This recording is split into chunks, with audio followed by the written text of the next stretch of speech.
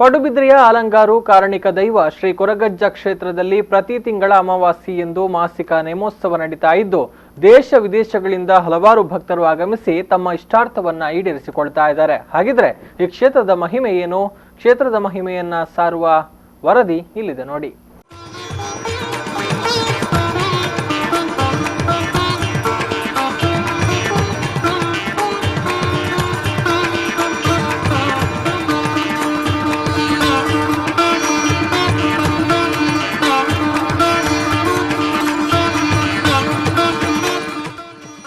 ಬಲು ಬೇಗನೆ ಪ್ರಸಿದ್ಧಿಗೆ ಬಂದ ಕ್ಷೇತ್ರ ಅಲಂಗಾರು ಶ್ರೀ ಕೊರಗಜ್ಜ ಕ್ಷೇತ್ರ ಪ್ರತಿ ತಿಂಗಳು ನಡೆಯುವ ನೇಮೋತ್ಸವಕ್ಕೆ ದೇಶ ವಿದೇಶದಿಂದಲೂ ಭಕ್ತರು ಆಗಮಿಸಿ ತಮ್ಮ ಇಷ್ಟಾರ್ಥ ಈಡೇರಿಸಿಕೊಂಡ ಬಗ್ಗೆ ಭಕ್ತರು ಹರ್ಷವನ್ನ ವ್ಯಕ್ತಪಡಿಸುತ್ತಾರೆ.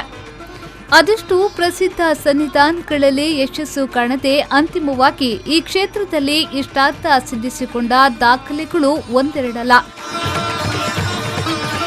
ಆನಂದ ಗುರೂಜಿಯ ಮಾರ್ಗದರ್ಶನದಂತೆ ಶ್ರೀ ಕ್ಷೇತ್ರದ ಧರ್ಮದರ್ಶಿ ಸುಧಾಕರ್ ಬಹಳಷ್ಟು ಅಚ್ಚುಕಟ್ಟಿನಿಂದ ಯಾವುದೇ ಹಣದ ಉದ್ದೇಶದಿಂದ ಭಕ್ತರನ್ನ ಸೆಳೆಯದೆ ಭಕ್ತರ ಕಷ್ಟ ಕಾರ್ಪಣ್ಯಗಳಿಗೆ ಸ್ಪಂದಿಸುವ ಮೂಲಕ ಜನರ ವಿಶ್ವಾಸವನ್ನ ಗಳಿಸುತ್ತಿದ್ದಾರೆ.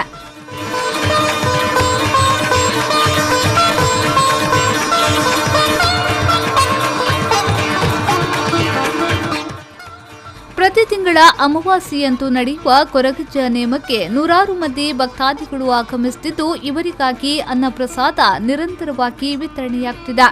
ವಿ4 ನ್ಯೂಸ್ನೊಂದಿಗೆ ಮಾತನಾಡಿದ ಧರ್ಮದರ್ಶಿ ಸುಧಾಕರ್ ಅವರು ಕ್ಷೇತ್ರದಲ್ಲಿ ನಡೆಯುವ ನೇಮೋತ್ಸವದ ಬಗ್ಗೆ ಮಾಹಿತಿಯನ್ನ ನೀಡಿದರು.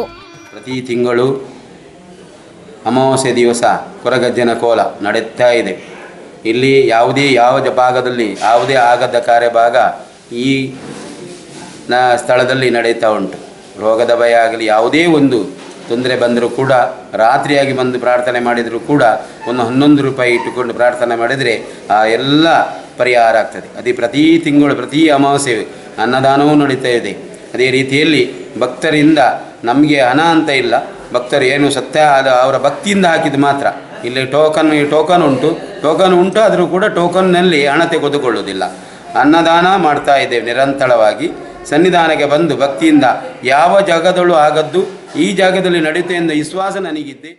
ಈ ಕೊರಗಜ್ಜ ಕ್ಷೇತ್ರಕ್ಕೆ ಹೆಸರಾಂತ ಚಲನಚಿತ್ರ ನಟರು ಸಹಿತವಾಗಿ ರಾಜಕೀಯ ಮುಖಂಡರು ಆಗಮಿಸಿ ತಮ್ಮ ಇಷ್ಟಾರ್ಥಕ್ಕಾಗಿ ಪ್ರಾರ್ಥಿಸುತ್ತಾರೆ. ಒಟ್ಟಿನಲ್ಲಿ ತುಳುನಾಡ ಅದೆಷ್ಟೋ ಪುಣ್ಯ ಕ್ಷೇತ್ರಗಳ ಪೈಕಿ ಪಡುಬಿದ್ರೆಯ ಅಲಂಗಾರು ಕೊರಗಜ್ಜ ಕ್ಷೇತ್ರವು ಒಂದು ಎಂಬುದರಲ್ಲಿ ಎರಡು ಮಾತಿಲ್ಲ. ಸುರೇಶ್ ಶರ್ಮಾ, ವಿ4 ನ್ಯೂಸ್ 24 ಪಡುಬಿದ್ರೆ.